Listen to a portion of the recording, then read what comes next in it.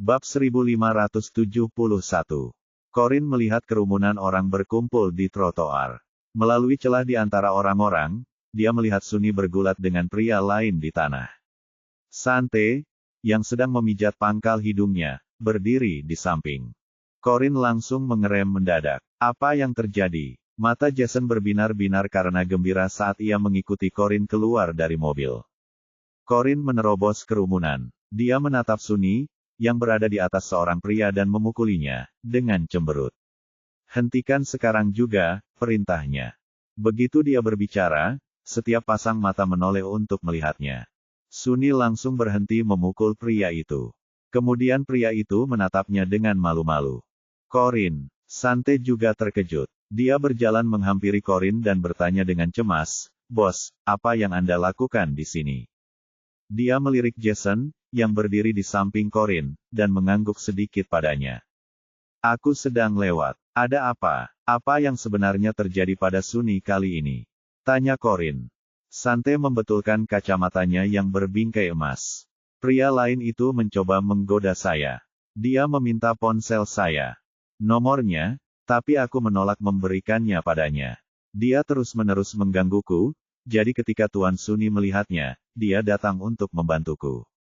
"Oh, jadi dia menyelamatkan seorang wanita yang sedang dalam kesulitan," pikir Corin, dan kerutannya mereda. Kemudian dia menatap Sante dari atas ke bawah. "Apakah kamu baik-baik saja? Apakah preman itu menyentuhmu?" Sante menggelengkan kepalanya. "Tidak, saya baik-baik saja, bos. Jangan khawatir." Setelah memastikan Sante baik-baik saja, Corin berjalan menuju Sunny dan berkata dengan dingin, "Bangun." Sunny mengerutkan kening karena tidak senang. "Corin, pria ini benar-benar mesum. Aku juga menemukan dia punya banyak foto gadis-gadis yang diambil tanpa persetujuan mereka. Dia benar-benar pantas dipukuli." Corin tampak sangat marah. "Aku tahu. Bangun dulu." Sunny tidak berani membantah Corin, jadi dia melepaskan kerah pria itu dan berdiri. "Corin, aku..." Sunny ingin menjelaskan situasi tersebut kepada Corin, tetapi sebelum dia bisa mengatakan apapun, dia melihat Corin menginjak wajah pria yang tergeletak di tanah. Pria satunya mengira dirinya selamat, tetapi ia bahkan tidak sempat menarik napas ketika Corin menginjak wajahnya, menyebabkan dia menjerit kesakitan. Corin selalu membenci orang mesum seperti pria yang tergeletak di tanah itu. Dia menatap pria itu dengan nada merendahkan dan berkata, "Apakah belum ada yang memberitahumu bahwa tidak berarti tidak?" Pria itu sangat kesakitan sehingga ia langsung mengakui kekalahan. Aku salah. Aku tidak akan pernah melakukannya lagi. Kumohon lepaskan aku." Corin tidak mengangkat kakinya. Malah, dia menekan kakinya lebih keras. "Katakan itu ke polisi. Sunny, sudahkah kau menelepon mereka?" Barulah kemudian Sunny tersadar dari keterkejutannya. "Tidak, belum. Lakukan sekarang. Kita serahkan penanganannya kepada polisi sesuai hukum," perintah Corin. Sunny langsung mengangguk. "Oke." Polisi segera tiba di lokasi kejadian. Alasan mereka tiba begitu cepat adalah karena seorang pejalan kaki telah menelepon sebelum Sunny melakukannya. Karena pria lainnya terluka, polisi meminta Corin dan yang lainnya untuk ikut bersama mereka ke kantor polisi untuk memberikan keterangan. Di kantor polisi, polisi menangani pelaku pelecehan seksual tersebut sesuai hukum dan berterima kasih kepada Corin dan yang lainnya atas kerja sama mereka. Corin berjalan keluar dari kantor polisi bersama Sante dan Sunny, dan dia melihat Jason bersandar di bagian depan mobil menunggu mereka. Bab 1572. Corin sebenarnya cukup kesal ketika melihat Jason belum juga pergi. "Tuan Jason, mengapa Anda masih di sini? Saya kira Anda sudah pergi." Jason tersenyum. "Mengusirku lagi? Bukankah kita sudah sepakat untuk makan malam bersama?" Dia melihat jam di ponselnya dan menambahkan, "Sekarang jam 5. Tepat waktu untuk makan malam jika kita pergi ke restoran sekarang." Bibir Corin berkedut. "Kapan aku setuju untuk makan malam dengannya?" Sunny lelah setelah memukuli si cabul itu, jadi dia ingin ikut bersenang-senang. "Jason, apakah kamu akan makan malam dengan Corin? Kenapa kita tidak pergi bersama saja?" "Sante dan aku juga berencana untuk makan malam bersama." Sante, yang berdiri di samping Corin, tidak mengatakan apapun. Jason tersenyum dan berkata, tentu. Semakin banyak semakin meriah. Bagaimana menurutmu, Corin? Kalian duluan saja. Aku harus menjemput anak-anak dari TK, jadi aku tidak akan ikut, kata Corin tanpa ekspresi. Bagaimana kalau kita ikut denganmu ke taman kanak-kanak untuk menjemput anak-anak, lalu kita semua bisa makan malam bersama? Tanya Jason sambil tersenyum. Corin hendak menolak ketika Sunny berkata, itu ide bagus. Aku juga merindukan anak-anak itu. Corin, ajak saja anak-anak makan malam. Makan malamnya akan selesai sebelum mereka tidur. Corin terdiam. Ia menoleh dan bertanya pada Sante dengan putus asa, bagaimana menurutmu, Sante? Yah, sudah lama sekali aku tidak makan malam bersamamu, bos, jadi. Corin mengerti maksud Sante. Memang sudah lama sekali sejak ia terakhir kali makan bersama Sante dan Aaron sejak ia pindah ke rumah besar keluarga Holden bersama anak-anaknya. Lalu, dia mengangguk dan berkata, baiklah, mari kita semua menjemput anak-anak bersama-sama. Sante membiarkan senyum kecil yang jarang terlihat muncul di wajahnya saat matanya berbinar bahagia. Tatapan Sunny melembut ketika melihat betapa bahagianya Sante. Karena mereka harus menjemput anak-anak, mereka memutuskan untuk menggunakan dua mobil. Corin memberi isyarat kepada Sante untuk naik mobilnya dan meminta Jason untuk naik mobil Sunny. Sante tentu saja tidak keberatan, dan Jason juga tidak peduli karena mereka toh akan makan malam bersama. Sunny adalah satu-satunya yang keberatan. Dia ingin Sante naik mobilnya karena takut Sante akan kabur di tengah jalan, tetapi kemudian dia berpikir, Sante sepertinya senang makan malam dengan Corin, jadi dia tidak akan kabur, kan? Pada akhirnya, dia dengan senang hati menyetujui kesepakatan itu. Setelah masuk ke dalam mobil, Corin mengemudi ke taman kanak-kanak. Tiba-tiba, ia teringat sesuatu dan berkata kepada Sante, Sante, telepon Aaron dan ajak dia bergabung makan malam bersama kita juga. Sante kebetulan memiliki ide yang sama, jadi dia mengeluarkan ponselnya dan menelepon Aaron. Butuh waktu cukup lama sebelum Aaron menjawab telepon. Hei, kamu di mana sekarang? Nada suara Aaron terdengar sangat serius ketika dia menjawab, aku sedang makan malam dengan mertuaku di rumah pacarku. Ada apa? Rumah pacar? Sante mengerutkan kening dengan kesal. Dan pacar yang mana ini? Aaron berdeham. Ya, jadi ada apa? Sante terdiam. Dia pasti sedang merencanakan sesuatu yang jahat lagi. Dia tahu bahwa Aaron tidak keberatan untuk berbicara, jadi dia langsung memberitahunya alasan dia menelepon. Bos dan aku akan menjemput anak-anak dan makan malam bersama. Kamu mau ikut? Aaron terdiam sejenak sebelum bertanya, sekarang. Bab 1573. Kami sedang dalam perjalanan menjemput anak-anak sekarang, jadi mungkin kami akan sampai di restoran sekitar setengah jam lagi, jawab Sante. Oke, kirimkan lokasi restorannya padaku, dan aku akan datang menemui kalian nanti kalau ada waktu, kata Aaron. Sante tidak tahan dengan kepura-puraannya, jadi dia langsung menutup telepon. Jadi, apa yang dia katakan? Tanya Corin ketika melihat Sante menutup telepon dari sudut matanya. Sante terkekeh. Dia bilang dia akan makan malam dengan mertuanya di rumah pacarnya. Corin mengerutkan kening. Apa yang coba dia lakukan kali ini? Sante menggelengkan kepalanya. Aku tidak tahu. Dia memintaku mengirimkan lokasi restorannya dan bilang dia akan pergi kalau bisa. Bos, restoran mana yang sebaiknya kita kunjungi nanti? Corin juga tidak tahu. Kita akan putuskan nanti dan mengirimkan lokasinya setelah itu. Oke. Sementara itu, di kediaman keluarga Levin, Aaron menyimpan ponselnya dan berbalik untuk membantu Jenny, Ibu Ani, dengan sayuran. Nona Jenny, izinkan saya membantu Anda. Tidak apa-apa, Aaron. Kudengar kau tadi sedang menelepon. Ada sesuatu yang mendesak. Sebaiknya kau pergi saja kalau memang mendesak, kata Jenny. Aaron tersenyum dan menggelengkan kepalanya.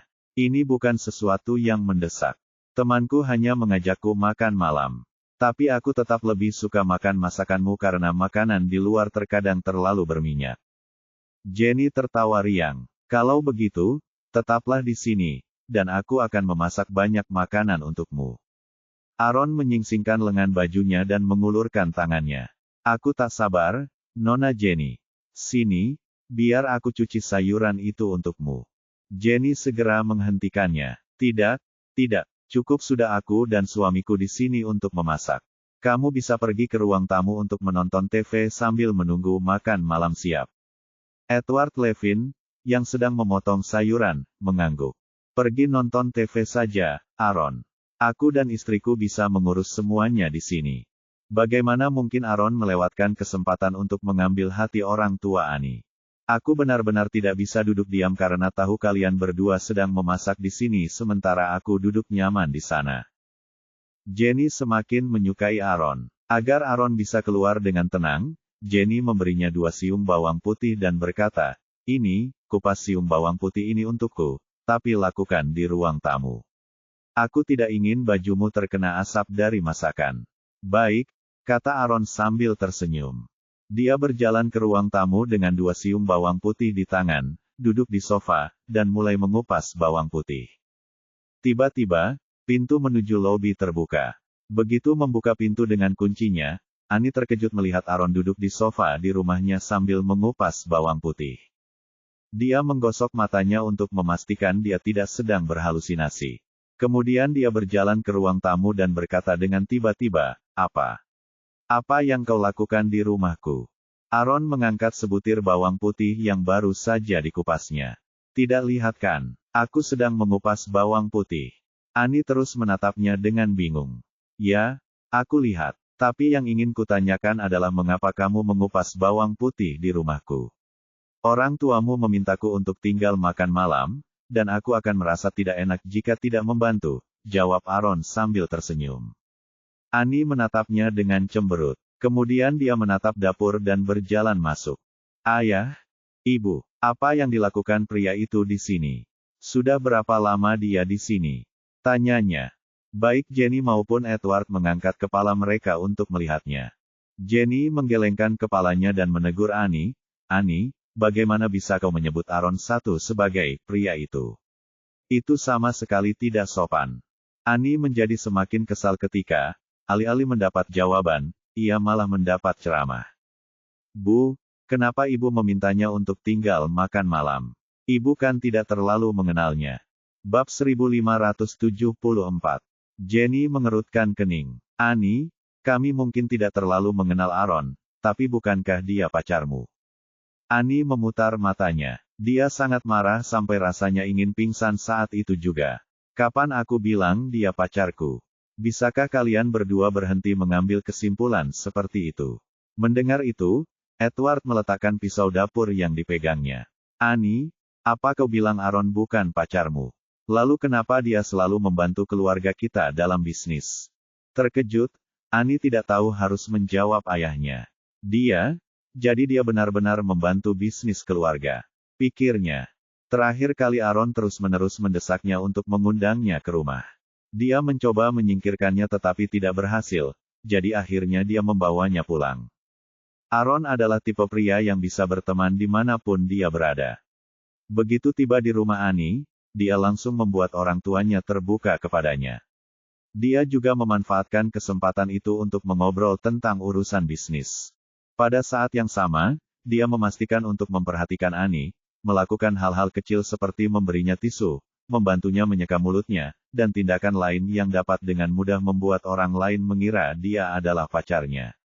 Namun, setelah Aaron pergi, Annie menjelaskan kepada orang tuanya bahwa dia dan Aaron hanya berteman. Bahkan, mereka sebenarnya bukan teman. Akan lebih tepat jika dikatakan Aaron adalah mantan bosnya, dan tidak lebih dari itu. Dia mengira itu akan menjadi akhir dari semuanya, jadi wajar jika dia merasa kesal ketika mendapati Aaron berada di rumahnya saat dia sedang pergi. Edward menyeka tangannya dan berjalan menghampiri putrinya. Annie, kenapa kamu tidak mengatakan apa-apa? Jika Aaron bukan pacarmu, mengapa dia begitu banyak membantu keluarga kita tanpa meminta imbalan apapun? Annie sedikit kesal. Dia merasa berhutang budi pada Aaron. Ayah, bagaimana tepatnya dia membantu keluarga kita? Begini, dia, Tuan Edward, saya hanya melakukan apa yang akan dilakukan setiap anak untuk orang tuanya. Tolong jangan merasa berhutang budi pada saya. Lagi pula, lebih baik memberikan bisnis ini kepada seseorang yang saya percayai daripada mempekerjakan perusahaan lain untuk melakukan pekerjaan setengah hati, kata Aaron, sambil masuk membawa siung bawang putih yang sudah dikupas. Lalu ia menambahkan sambil tersenyum, Nona Jenny, saya sudah selesai mengupas siung bawang putih yang Anda minta. Apakah ada hal lain yang Anda butuhkan bantuan saya? Jenny menerima mangkuk berisi bawang putih kupas dengan kedua tangannya. Tidak, kamu dan Annie sebaiknya bersantai saja di ruang tamu. Nanti kami beritahu setelah makan malam siap. Edward juga menatap Aaron dengan mata penuh kekaguman dan kasih sayang. Dari semua anggota keluarga Levin, hanya Annie yang terlihat seperti sedang sakit kepala. Baiklah, kalau begitu, boleh saya lakukan, Nona Jenny, kata Aaron sambil tersenyum. Jenny tersenyum dan mengangguk. Silakan. Aaron menoleh ke arah Annie. Bagaimana kalau kita ke ruang tamu, Annie? Bibir Annie berkedut. Ia berbalik tanpa daya dan berjalan ke ruang tamu, diikuti Aaron yang tersenyum di belakangnya. Setelah mereka pergi, Edward menatap Jenny dengan sedikit bingung. Aaron memang anak yang baik, tapi kenapa Annie bilang dia bukan pacarnya? Jenny melambaikan tangannya. Mereka mungkin hanya sedang bertengkar kecil. Kamu pasti sangat mengenal temperamen putrimu. Dia pasti sangat kesal karena sesuatu yang dikatakan atau dilakukan oleh pria itu. Kita tidak seharusnya ikut campur dalam urusan mereka. Mari kita kembali memasak. Mereka masih menunggu makan malam. Edward merasa apa yang dikatakan Jenny masuk akal, jadi dia mengambil pisau dapur lagi untuk melanjutkan memotong sayuran. Bab 1575. Annie duduk di sofa dengan cemberut dan menatap Aaron dengan tajam. Tuan Aaron, apa yang Anda lakukan? Apakah Anda tahu betapa banyak masalah yang baru saja Anda timbulkan pada saya? Aaron tersenyum dan berkata, apakah aku membuatmu kesulitan? Annie mengangguk dengan tegas. Ya, bagaimana aku harus menjelaskan ini kepada orang tuaku? Aaron mengerutkan bibir dan berkata, sederhana saja. Jangan jelaskan apapun. Annie menyilangkan tangannya dan berkata dengan marah, bagaimana aku bisa tidak menjelaskan? Sekarang mereka berdua mengira kau pacarku. Suatu hari nanti, mereka akan tahu kau sebenarnya bukan pacarku. Pacar, dan aku tidak akan pernah berhenti mendengar omelan mereka. Kalau begitu kenapa kamu tidak menerima saja aku sebagai pacarmu yang sebenarnya? Dengan begitu, tidak perlu menjelaskan apapun. Annie terdiam sejenak, tetapi dia memalingkan muka darinya. Sudah kukatakan 1000 kali untuk berhenti membuat lelucon seperti ini. Aku tidak mampu memainkan permainan emosional seperti ini, apalagi jika orang tuaku terlibat. Pergi bermainlah dengan orang lain, Tuan Aaron. Aaron mengambil cangkir kopi dari meja kopi dan menyesapnya. Itu adalah cangkir kopi yang dibuat Jenny untuknya ketika dia menjamunya.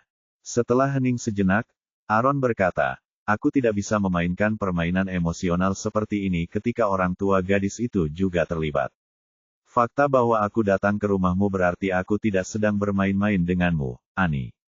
Mengapa kau tidak percaya padaku? Annie terdiam lama. Dia hanya menatapnya dengan tenang, mencoba memastikan apakah dia bercanda. Namun, dia tampak sangat serius.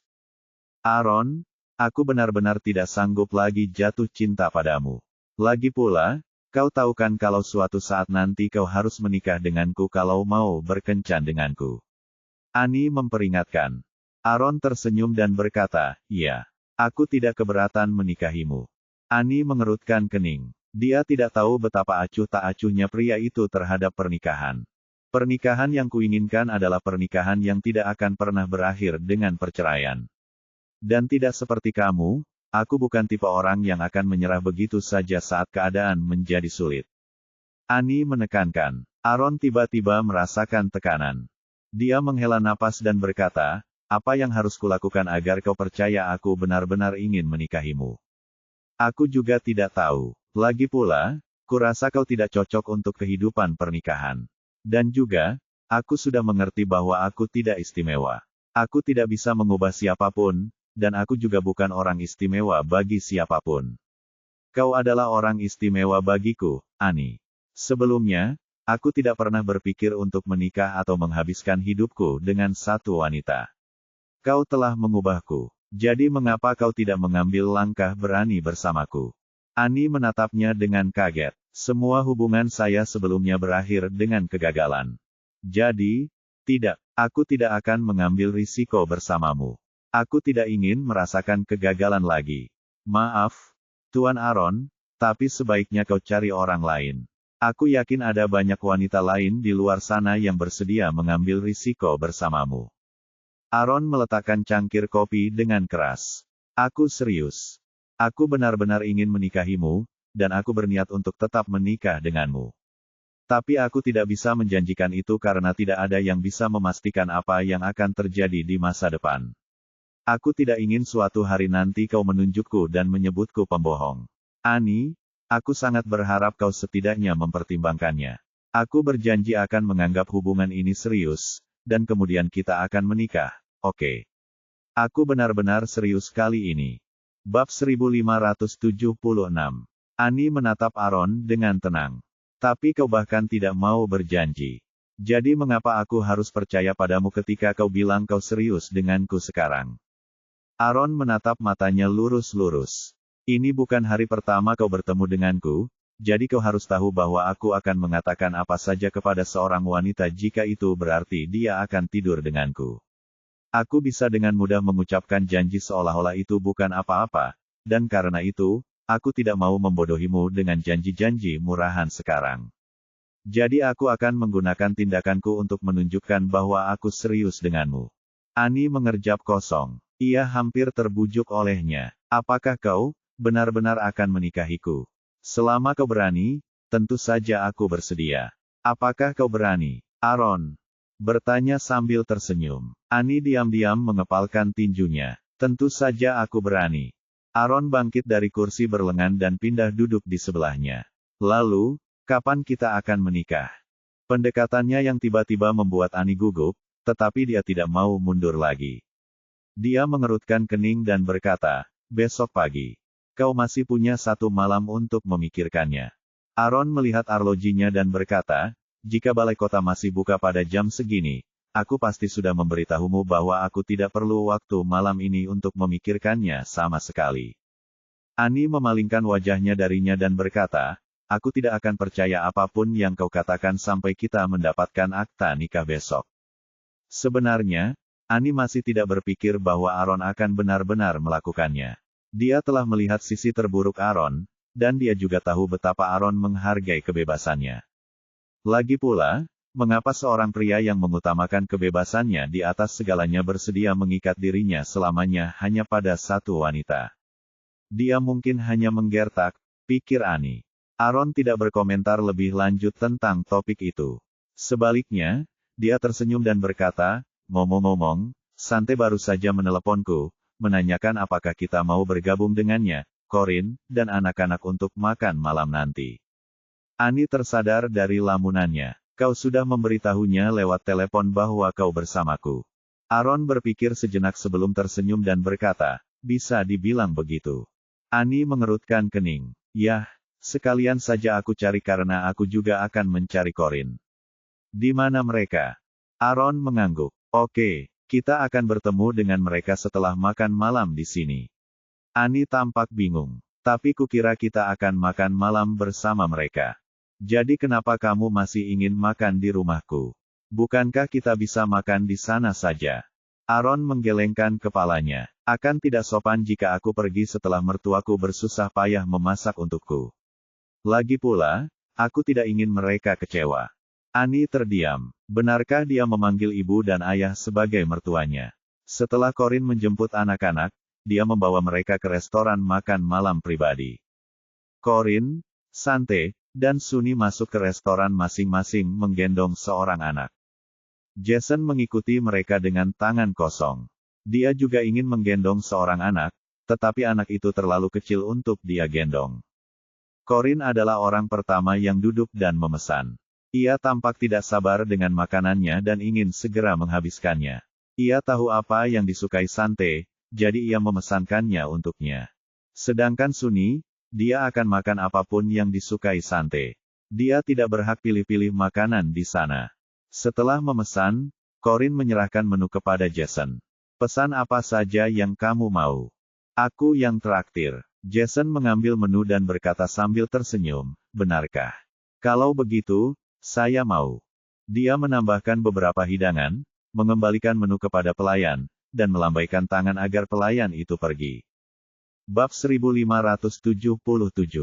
Christine bersandar di pelukan Corin, mengangkat wajahnya, dan berkata dengan kesal. Mama, kita makan di luar lagi hari ini. Nenek buyut pasti akan sedih. Corin mengerti maksud putrinya. Pamela secara pribadi mengawasi staf dapur untuk menyiapkan makan malam yang lezat bagi mereka setiap hari. Yang paling dinantikannya adalah saat mereka kembali dan makan malam bersama sebagai keluarga. Corin dengan lembut menepuk kepala Christine dan berkata, tidak apa-apa. Kamu bisa makan lebih sedikit, agar perutmu masih ada ruang untuk makan bersama nenek buyut. Tapi aku dengar ibu memesan banyak hidangan favoritku barusan, kata Christine dengan sedih. Corin tidak tahu harus tertawa atau menangis ketika mendengar itu. Oh, tidak. Kurasa kamu harus memutuskan sendiri. Christine mengerutkan kening saat ia bergumul dengan dilemanya. Aku tidak akan bisa makan bersama nenek buyut jika aku makan terlalu banyak di sini, belum lagi, aku sedang berusaha menjaga bentuk tubuhku. Pada akhirnya, ia memutuskan hanya akan mengambil satu suapan dari setiap hidangan. Benjamin duduk di sebelah Corin. Meskipun merasa sedikit lebih rileks daripada sebelumnya, ia tetap lebih suka diam, terutama ketika ada orang lain. Di antara Sante dan Sunny ada Joey di kursi tingginya, yang membuat Sunny merasa sedikit kesal. Meskipun dia menyukai Joey, dia lebih suka duduk di sebelah Sante. Lalu, dia berdeham dan berkata, Sante, Joey bilang dia mau duduk di sebelah Corin. Kenapa kamu tidak bertukar tempat dengannya? Mata Joey membelalak bingung. Kapan aku pernah mengatakan itu? Kenapa Paman Sunny berbohong? Sante sedang mengirim pesan kepada Aaron tentang lokasi restoran ketika Sunny mengatakan itu. Dia menoleh untuk melihatnya, lalu ke Joey. Dia langsung mengerti apa yang sedang terjadi ketika melihat ekspresi kebingungan di wajah Joey. Joey, maukah kamu bertukar tempat denganku? Tanyanya. Tepat ketika Joey hendak menggelengkan kepalanya, Sunny diam-diam menusuk pantatnya, sehingga anak kecil itu dengan cepat mengangguk. Dia sudah besar dan bisa makan sendiri saat itu, jadi tidak masalah baginya jika dia tidak duduk di sebelah Corin. Namun, dia tidak punya pilihan karena Sunny agak memaksanya untuk bertukar tempat duduk dengannya. Melihat Joey mengangguk, Sante melirik Sunny yang berwajah datar lagi. Tanpa berkata apa-apa, ia berdiri dan bertukar tempat dengan Joey, memindahkan kursi tingginya ke sebelah Corin. Begitu dia duduk di tempat duduk barunya, Sunny mengulurkan tangannya dari bawah meja dan meletakkannya di pahanya. Sante menatap tangannya dengan cemberut dan menepisnya seolah-olah itu adalah lalat yang mengganggu dan menjijikkan. Namun, Sunny justru memanfaatkan kesempatan itu untuk meraih tangannya. Sante secara naluriah menarik tangannya kembali, tetapi Sunny tidak hanya menolak untuk melepaskan, tetapi dia juga memaksanya untuk mengaitkan jari-jarinya dengan jari-jarinya sebelum memasukkan kedua tangannya ke dalam saku hodinya. Bibir Sante berkedut. Dia mulai berpikir Sunny bersikap kekanak-kanakan lagi, seperti anak nakal yang menjulurkan lidah saat guru membelakanginya. Namun, dia terlalu malas untuk melawan lagi. Itu hanya membuang-buang waktunya, jadi dia membiarkan pria itu memegang tangannya dan terus menggulir layar ponselnya dengan tangan yang lain. Corin tidak menyadari apa yang terjadi di antara mereka berdua. Dia terlalu fokus pada ketiga anaknya, tetapi Jason menyadarinya. Dia tersenyum, menghela napas, dan berkata, aku sangat iri. Corin mengangkat alisnya dan meliriknya. Apa yang membuatmu mengatakan itu tiba-tiba? Jason menatap Sante dan Sunny. Oh, bukan apa-apa. Aku hanya iri pada pasangan muda yang sedang dimabuk cinta di sini. Bab 1578. Sepasang kekasih muda yang sedang dimabuk cinta.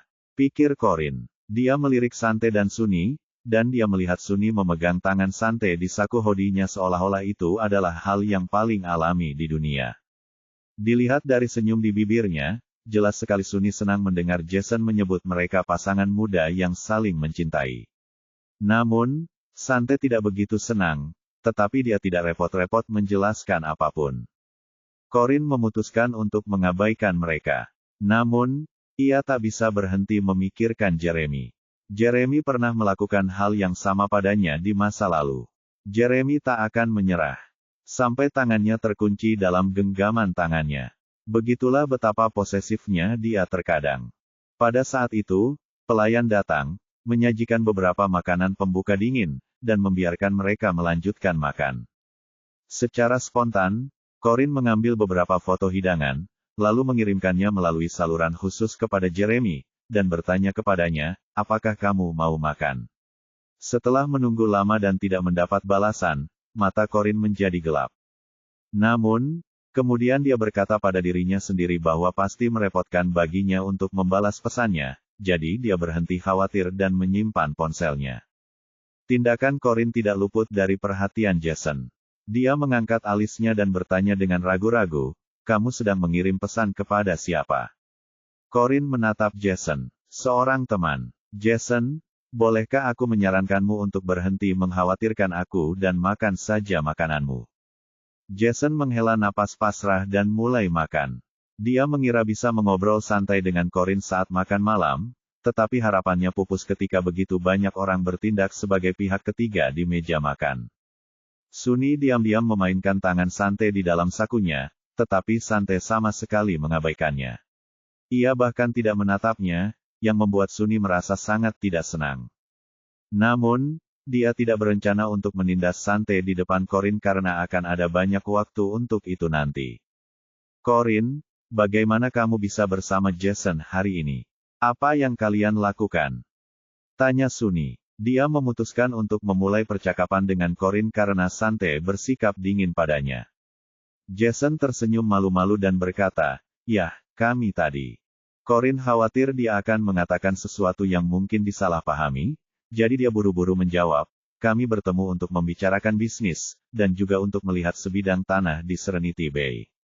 Jason terdiam. Dia benar-benar tidak berniat membiarkanku mengatakan apapun, kan? Sunny menyipitkan matanya dan bertanya dengan skeptis, "Kalian berdua membicarakan bisnis. Sejak kapan Holden Group dan Talbot Group memiliki proyek bersama?" Corinne meliriknya sekilas. "Ada banyak hal yang tidak kau ketahui. Hanya karena kita belum pernah bekerja sama sebelumnya, bukan berarti kita tidak akan bekerja sama di masa depan. Tidakkah kau tahu bahwa keuntungan adalah satu-satunya hal yang penting dalam hal siapa yang akan kau ajak bekerja sama?" Sunny setengah mempercayainya. "Oh, sebentar tadi, aku kira kalian berdua sama seperti aku dan Sante. Kami bolos kerja untuk pergi kencan." Sante sudah tidak tahan lagi dengan omong kosongnya, jadi dia meremas tangannya untuk menyuruhnya diam. "Oh, ayolah, apakah kau pikir aku dibutakan oleh cinta seperti dirimu? Bahwa aku tidak punya hal yang lebih baik untuk dilakukan selain pergi berkencan?" kata Corinne dengan acuh tak acuh. Sunny merasakan Sante meremas tangannya dan langsung mengerti bahwa Sante menyuruhnya untuk diam, tetapi itu malah membuatnya terus berbicara. "Apa salahnya dibutakan oleh cinta? Saya rasa setiap orang seharusnya dibutakan oleh cinta ketika bersama orang yang mereka cintai. Setiap orang harus mencurahkan seluruh hati dan jiwanya ke dalam hubungan, dan mereka seharusnya tidak terlalu mempedulikan siapa melakukan apa untuk siapa. Itu bukan cinta jika Anda takut terluka. Bahkan, cinta seharusnya tidak bersifat transaksional. Bagi saya, itu harus sepenuhnya atau tidak sama sekali." Bab 1579. Baik Sante maupun Corinne terdiam. Setelah tersadar dari keterkejutannya, Jason tak kuasa menahan diri untuk memuji, "Sunny, kau sangat menginspirasi. Kau mungkin bertingkah seperti anak kecil kadang-kadang, tapi sebenarnya kau seorang filsuf. Kau terlalu baik, Jason. Hanya saja aku tidak suka jenis cinta yang terlalu berambisi untuk menang. Tidak ada gunanya dua orang bersaing satu sama lain. Waktu yang dihabiskan untuk bersaing bisa digunakan untuk hal-hal yang lebih baik. Lalu kenapa kalau kamu kalah dalam cinta?" Mata Corinne menyipit, dan ekspresinya berubah muram. Dia dan Jeremy adalah perwujudan dari apa yang digambarkan Sunny. Sebagian besar waktu yang mereka habiskan bersama dihabiskan untuk bertengkar di antara mereka sendiri dalam upaya untuk mendominasi satu sama lain, dan inilah hasilnya. Anak itu benar. Aku seharusnya tidak terlalu khawatir tentang siapa yang menang atau siapa yang kalah dalam sebuah hubungan, pikir Corin. Sante sangat merasakan bahwa suasana hati Corin telah berubah.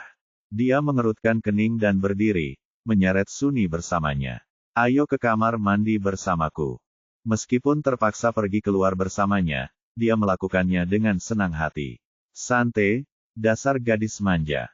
Kamu bahkan tidak tahan berpisah beberapa menit dariku, ya. Oke, aku akan pergi bersamamu, tapi jalanlah lebih pelan.